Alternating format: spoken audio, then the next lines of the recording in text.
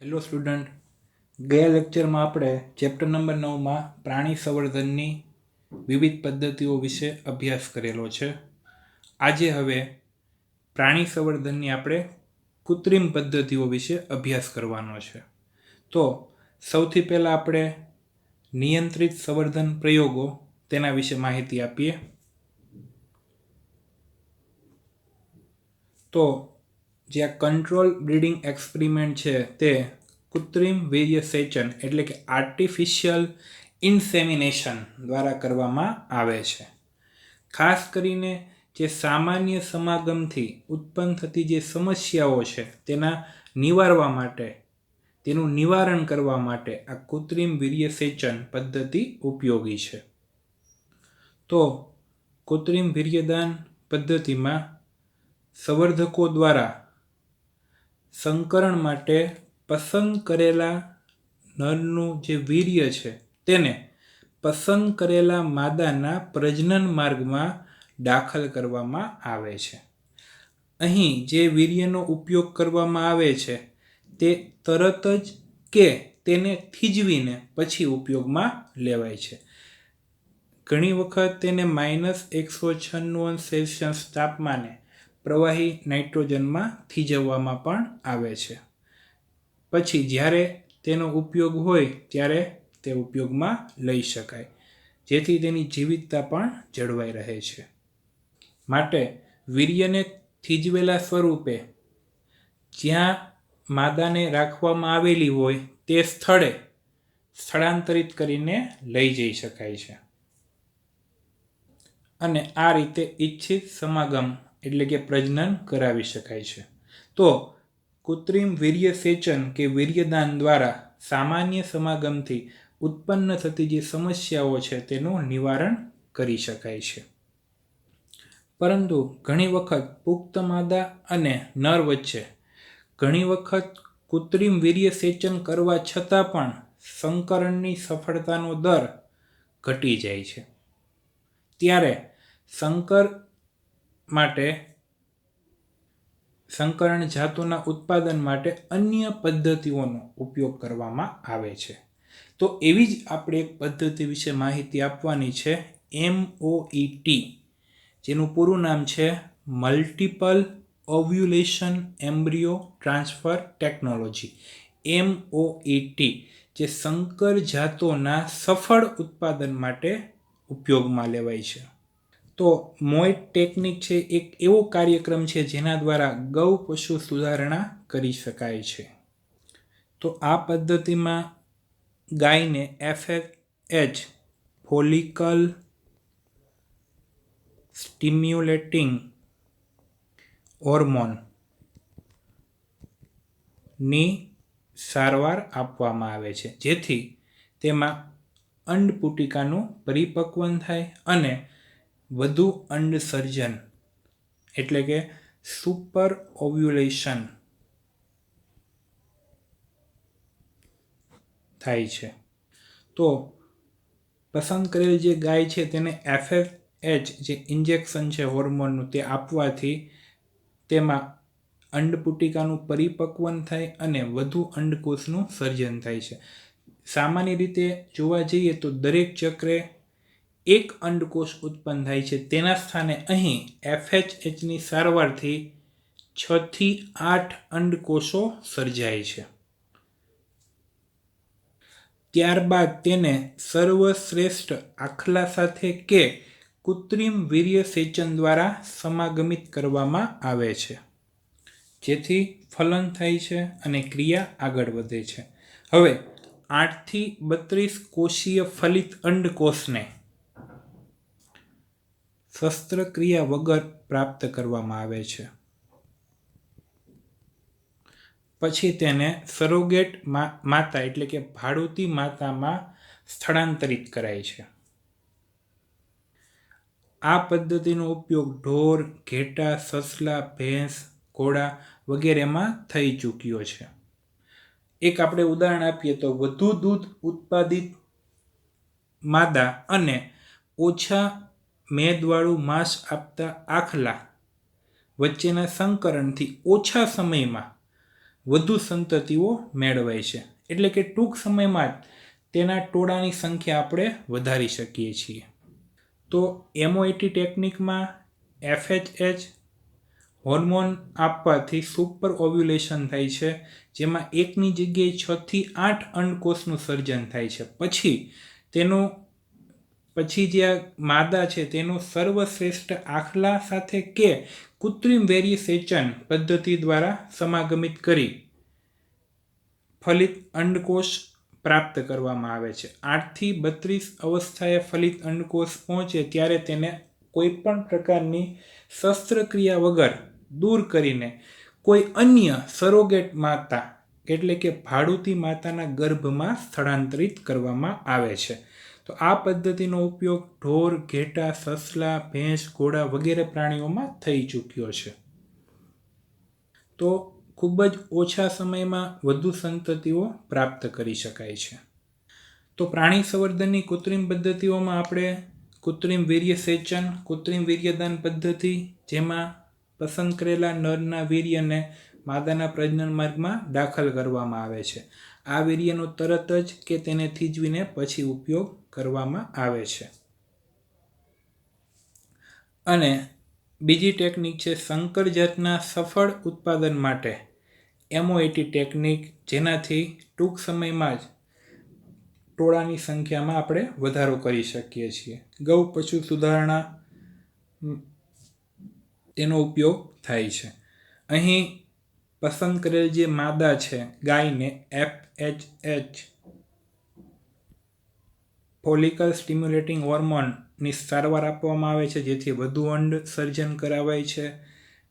સામાન્ય રીતે એકની જગ્યાએ અહીં 6 થી 8 અંડકોષોનું સર્જન થાય છે. પછી તેને નર સાથે કે કૃત્રિમ વીર્યસેચન પદ્ધતિનો ઉપયોગ કરીને સમાગમિત કરવામાં આવે છે. 8 થી 32 ફલિત અંડકોષને હવે સરોગેટ માતામાં સ્થળાંતરણ કરવામાં આવે છે.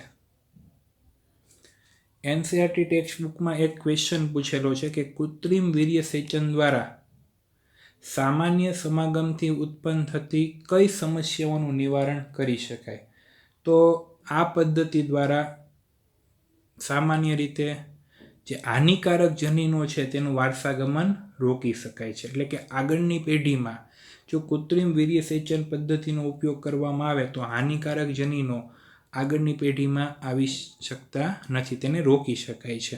આ ઉપરાંત વીર્યનો વ્યય અટકાવી શકાય, કારણ કે આ ટેકનિકમાં જરૂર હોય જેટલા વીર્યને માદામાં પ્રજનન માર્ગમાં દાખલ કરવામાં આવે છે, વધારે હોય તો તેને થીજવી દેવામાં આવે છે, જેથી ભવિષ્યમાં ઉપયોગમાં લઈ શકાય. ત્રીજું, રોગ સંવેદી બાળ પ્રાણીના જન્મની સમસ્યા અટકાવી શકાય છે. એટલે કે જે આગળ બાળ પ્રાણી ઉત્પન્ન થાય છે તેમાં કોઈ રોગ થવાની શક્યતા હોતી નથી, કારણ કે અહીં આ જ પ્રકારે શ્રેષ્ઠ નરનું વીર્ય પસંદ કરવામાં આવે છે અને શ્રેષ્ઠ માદા પસંદ કરવામાં આવે છે, જેમાં કોઈ પણ પ્રકારની ખામી હોતી નથી.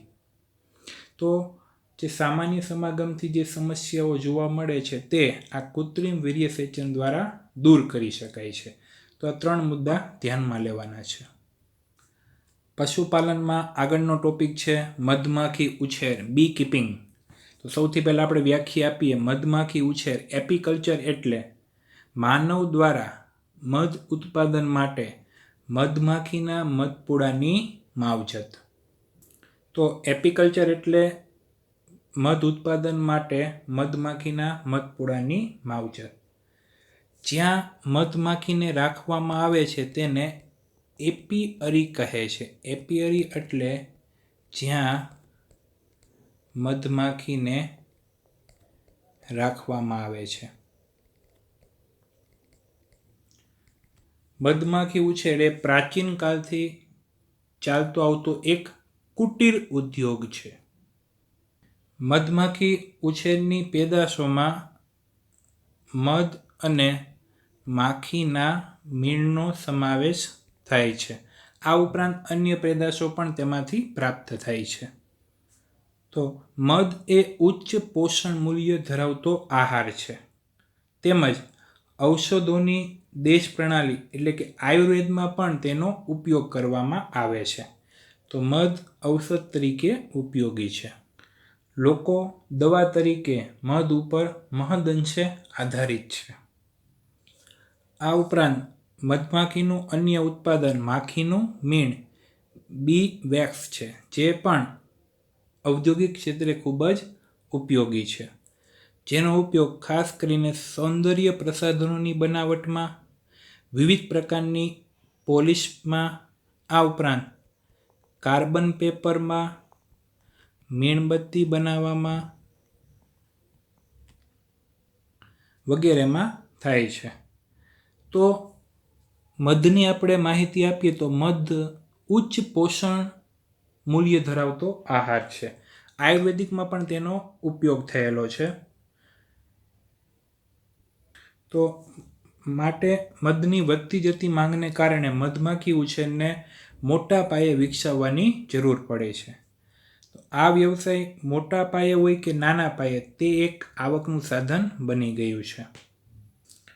તો ખાસ કરીને જંગલી ઝાડીઓ, ફળના બગીચા હોય, ખેતરમાં પાક વાવેલા હોય, આવા સ્થળોએ મધમાખી ઉછેર થાય છે.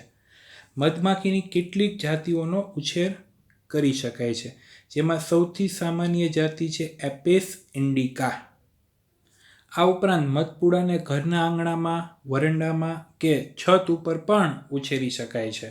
મધમાખી ઉછેરમાં કોઈ શ્રમિક કાર્ય હોતું નથી, પણ ભારતમાં મધમાખી ઉછેરમાં વ્યાપારિક દ્રષ્ટિકોણથી કોઈ લોકો રસ દાખવતા નથી. સામાન્ય રીતે મધમાખીનો જે મધપૂડો છે તેમાં 3 જાતિની 40,000થી 50,000 માખીઓ જોવા મળે છે. તેમાં ક્વીન રાણી માખી, જે સામાન્ય રીતે એક જ હોય છે અને પ્રજનનનું કાર્ય કરે છે. આ ઉપરાંત મોટી સંખ્યામાં વંધ્ય કામદાર માખી જોવા મળે છે અને ડ્રોન નર માખી, જે પણ પ્રજનનનું કાર્ય કરે છે. તો મધમાખીના મધપૂડામાં આ 3 પ્રકારની માખીઓ જોવા મળે છે. મધ વિશે આપણે માહિતી આપીએ તો તે ચિકાસ પડતું, શર્કરાયુક્ત મધુરસ દ્વારા મધમાખીના જઠરમાંથી ઉત્પન્ન થતું ઘટ્ટ પ્રવાહી છે. સામાન્ય રીતે જ્યારે વંધ્ય કામદાર માખી ફૂલોની મુલાકાત લે છે તે વખતે તે ફૂલોનો રસ ચૂસે છે અને તેના જઠરમાં સંગ્રહ કરે છે અને મધપૂડામાં મધ રૂપે ઠાલવે છે. આ મધનો ઉપયોગ ઔષધ તરીકે થાય છે. આગળ સફળ મધમાખી ઉછેર માટે કેટલાક મુદ્દા અગત્યના છે, તેના વિશે આપણે માહિતી આપીએ. મધમાખી ઉછેર એક સરળ વ્યવસ્થા છે, છતાં તેના માટે કેટલુંક વિશિષ્ટ જ્ઞાન જરૂરી છે. આ માટે ઘણી સંસ્થાઓ છે તે આ માટે શિક્ષણ પણ પ્રદાન કરે છે. તો આપણે કેટલાક મુદ્દાઓ છે જે સફળ મધમાખી ઉછેર માટે અગત્યના છે તેના વિશે માહિતી આપીએ. તો તેમાં મધમાખીઓના સ્વભાવ અને આદતોનું જ્ઞાન હોવું જરૂરી છે. બીજું, મધપૂડાને રાખવા માટે યોગ્ય સ્થળની પસંદગી.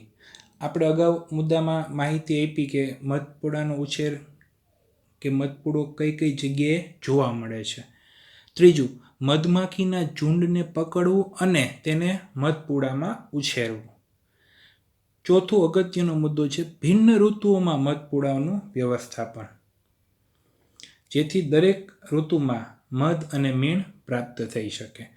અને છેલ્લું, મધ અને માખીના મીણને જાળવવું અને એકત્રિત કરવું, કારણ કે મધનો ઉપયોગ ઔષધ તરીકે જાણીતો છે અને મીણનો ઉપયોગ પણ સૌંદર્ય પ્રસાધનો, રંગ, પોલિશ, કાર્બન પેપર વગેરેની બનાવટમાં થાય છે. તો સફળ મધમાખી ઉછેર માટે આ 5 મુદ્દા ખૂબ જ અગત્યના છે અને આના વિશે પૂરતું જ્ઞાન હોવું પણ જરૂરી છે.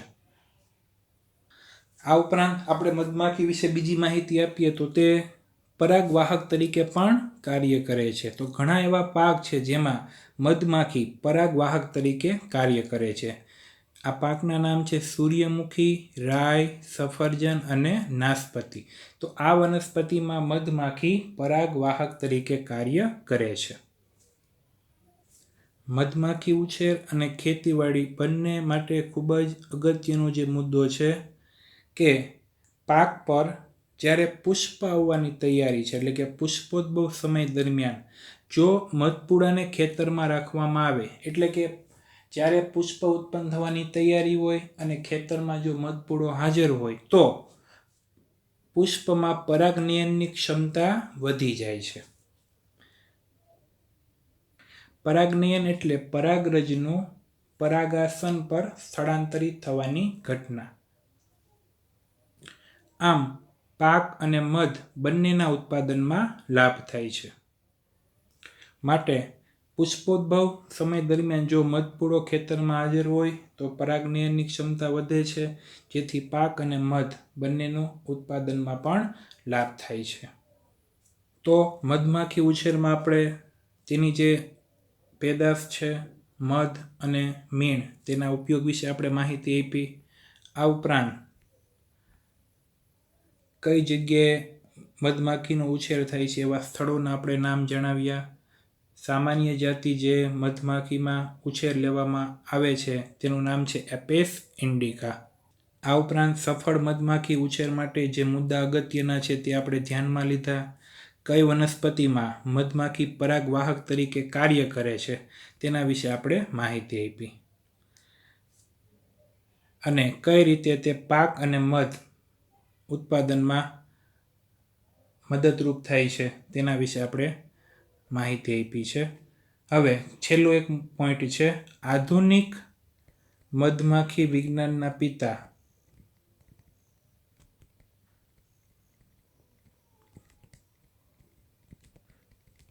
તરીકે હુબેર જાણીતા છે. તો હુબેરને આધુનિક મધમાખી વિજ્ઞાનના પિતા કહે છે. તો ચેપ્ટર નંબર 9માં ભાગ 1માં આપણે પશુપાલનની જે વિવિધ પદ્ધતિઓ છે તેના વિશે આપણે અભ્યાસ કર્યો. હવે આગળના લેક્ચરમાં આપણે વનસ્પતિ સંવર્ધન વિશે માહિતી આપવાની છે. Thank you.